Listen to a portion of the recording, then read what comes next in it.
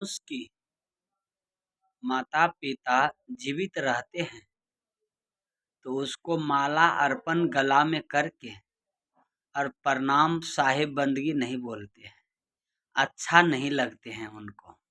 जब वही माता-पिता शरीर त्याग देते हैं तो उसके नाम पे पूरी पकवान की भंडारा रखते हैं, गरुड़ पाठ करवाते हैं और भागवत कथा सुनवाते हैं।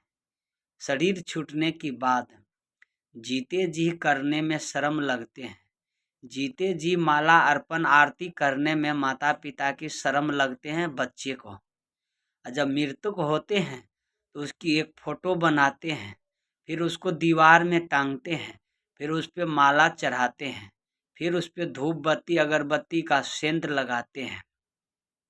जीते जी तो किए नहीं, जीते जी तो तरे नहीं, मरने की बात याद करते हैं। जीते जी तो बात करने में भी शर्म लगते हैं, सेवा करने में भी शर्म लगते हैं, हाल चाल पूछते भी शर्म लगते हैं। मगर मृत्यु के बाद कहते हैं बहुत अच्छा था हमारा माता, बहुत पिता, उसके नाम से गाया में पिंडदान करने जाते हैं, उनके नाम से दर्पण करते हैं, हर साल करते हैं।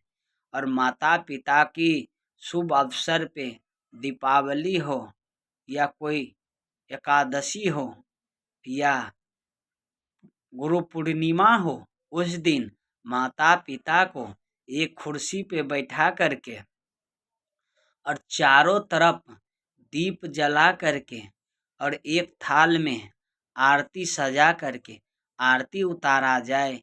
और जैसे गणेश भगवान, माता पार्वती और भोलेनाथ की चारों बगल परिक्रमा किए, अगर ऐसे स्वभाव से करते हैं, ऐसे उनकी आदर करते हैं, यही श्राद्ध है, यही सेवा है।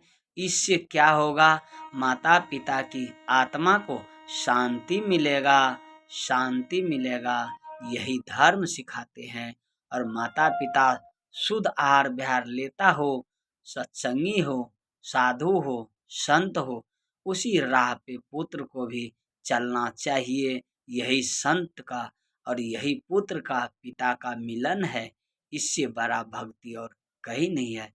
जिस घर में इतना सेवा हो जाए वो घर स्वर्ग है। मैं क्या विशेष कह सकता हूँ आप लोग के। मैं एक समाज सुधारक हूँ। मैं एक जीवन जो मिला है माता पिता से, एक गुरु से जो सीख मिला है, वही मैं आप लोग को कहता हूँ, वही आप लोग को सुनाता हूँ।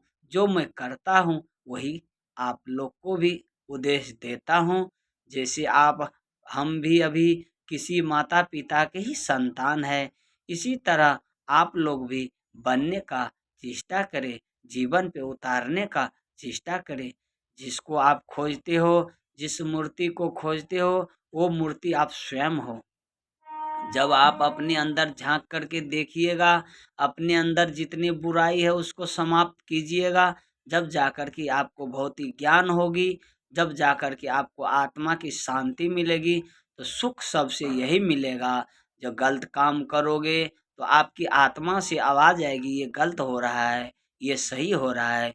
इतना जब मन में उबाल आ जाएगी तो इसी तरह भगवान की अनुभूति ज्ञान होते हैं। जैसे आप दूध चढ़ाइएगा चूल्हा पे, जब उसमें ताव लगती है तो उबाल मचती है। उसमें चूल्हा पे दूध चढ़ा दीजिए, अगर उसमें आग न जलाए तो दूध सैकड़ों साल रह जाएगा, उबाल कभी नहीं मचेगा। इसी तरह संसार में जिसको भक्ति रूप, भक्ति बीज हृदय में नहीं है, वो कभी भी भगवान के लिए नहीं तड़पेगा। जब भी तड़पेगा तो वो संसार के लिए ही तड़पेगा। संसार है भवसागर, जो आए हैं वो डूब गए हैं। भव से पार उतरना बड़ा कठिनाई है। सैकड़ों में ऐसे एक महान पुरुष होते हैं कि भव पार कर जाते हैं, नहीं तो इसी में फंस करके अपना समय बिता देते हैं। और विशेष मैं क्या कहूँ, इसमें आप रामायण को भी पढ़िए, गीता को भी पढ़िए, वेद को भी पढ़िए, ऋग्वेद, सामवेद, योग वेद, चतुर्वेद, 4 वेद, 6 शास्त्र, 18 कुरान, सभी में ही आते हैं मातृ देवो भवो, पितृ देवो भवो, आचार्य देवो भवो, अतिथि देवो भवो। चारों से बढ़ के कोई देवी देवता नहीं है।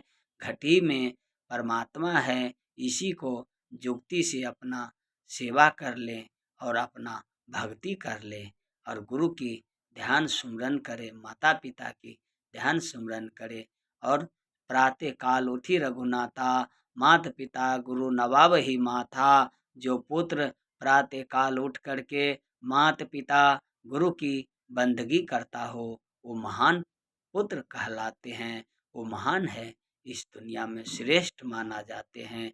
मैं अपना वाणी को विराम देते हुए आप लोग अच्छी तरह से श्रवण करें और मेरे वाणी को आगे बढ़ाने का कोशिश करें। भरत दास के नाम से चैनल यूट्यूब, आप लोग के जीवन अच्छा बीते, शुभ कामना, मंगल में मैं रहे सदा। सर्वो भवो सर्वो सुखी ही, सर्वो सब सुखी हो। सबके दिन में दिनचर्या की फूल खिले, ज्ञान की वर्षा हो और आत्मा को सबको शांति मिले और अपना जीवन अच्छा से बिताने का प्रयास करें। साहिब बंदगी, साहिब बंदगी, साहिब बंदगी, तीनों दुख को पार करने के लिए 3 बंदगी है। ब्रह्मलोक, शिवलोक, विष्णु लोक से ऊपर बैकुंठ लोक जाने के लिए साहिब बंदगी, साहिब बंदगी।